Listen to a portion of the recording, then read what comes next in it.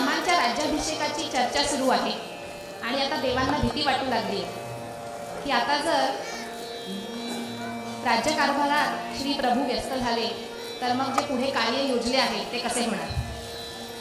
मंथरेच्या दुस्संगतीमुळे कैकईची मती भ्रष्ट होते। राज्याभिषेक रामाचा न होता भरताचा झाला पाहिजे आणि उद्या सायंकाळच्या आत वल्कले धारण करून श्रीरामांनी 14 वर्षे दंडकारण्यात निवास करावा असे 2 वर कैकईने महाराज दशरथांकडे मागितले आहेत।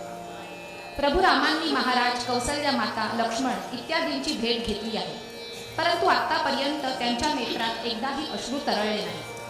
आणि जेव्हा ते सीता मातेच्या महालात प्रवेश करतात तेव्हा तेथेच एका खांबाला टेकून उभे राहतात आणि त्यांच्या डोळ्यातून आसवांच्या धारा वाहू लागतात। इथे त्यांचे धैर्य खचले आहे। प्रत्येक माणसाला आपले मन मोकळे करण्याचे स्थान लागते आणि प्रभूंच्या जीवनातले ते स्थान सीतेचे आहे। त्यांच्या मनात एकच विचार आहे, कसे दिवस काढणार माझी सीता।